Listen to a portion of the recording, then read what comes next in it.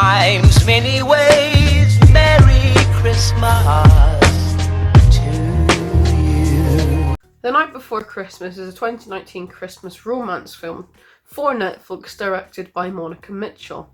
It explores a knight called Sir Cole from the 14th century, time travelling to modern day America and meeting a woman named Brooke, who then hits him with her car and assumes he's all dazed and confused because he has slight memory loss and a concussion from being hit by the car.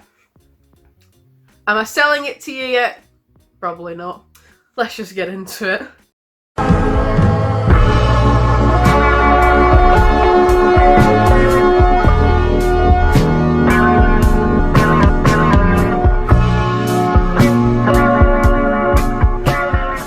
The idea of this film, on paper, probably seemed really cute.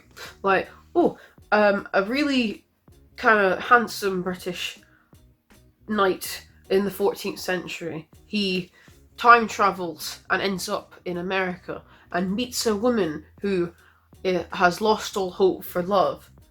And that woman happens to be also Vanessa Hudgens, but obviously it's not Vanessa Hudgens, it's Brooke. You find out that Brooke, her ex-boyfriend, cheated on her, so she's given up on love, but then as she's taking care of Sir Cole, she tries to deny the fact to herself that she actually kind of likes this guy.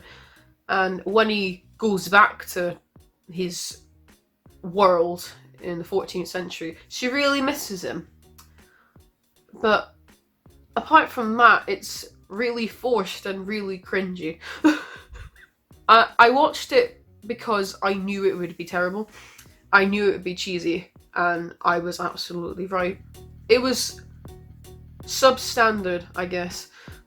It wasn't the best Christmas film ever, and I feel like Netflix only made it because Vanessa Hudgens was in the last year's Christmas film, The Princess Switch, and that was rather successful. So I think they've only done this because they thought, oh, people will watch it if Vanessa Hudgens is in it, and obviously everyone else involved with it is. It's a good. Everyone's good at acting in it. It's the setting and the cinematography in it, like all the Christmas. It's nice. It's just a very forced thing. It felt like very amateur. Like the plot, like, oh, a knight falls in love with a modern day person. You see that kind of story type in film all the time, and some people can do it really well. But others, like this one, for example, not very good. I loved last year's film, The Princess Switch. I actually did a review on it, and it'll be in the annotation in the corner if you want to see it. And I loved Vanessa Hudgens in it. I love her to pieces. She hasn't aged a bit since High School Musical, and that is fantastic. But this film, I feel like she could have done a lot better. And maybe, I don't know why, I think she did it maybe because she thought it was going to be a good film, and maybe some people will like it. I just didn't. Sorry if you're watching this video and you like the film. I expected a lot more from it, and I'm saying that about a film about a knight time traveling and meeting a woman in present day America. The bit where she's at the tree and she finds that bauble thing from Sir Cole, though, I think that's a wee bit sad because she like really misses him, and that bit was like, oh, bless your heart.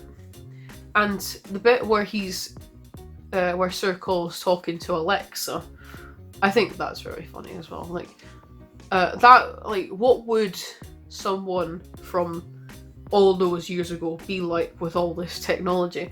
They'd probably be terrified of it.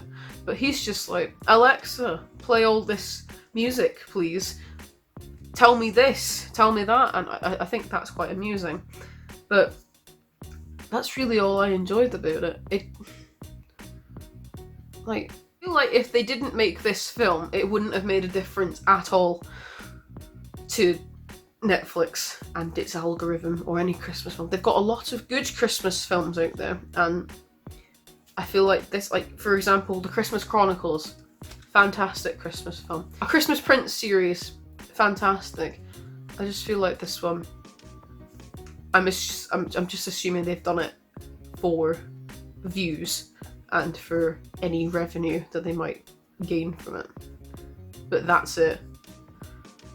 I'm not familiar with Monica Mitchell's work. I'm not sure what other films she has done. For a Christmas film, for aiming and trying to get an audience of the lowest common denominator, for example, having a universal audience and trying to cater to everybody, it works.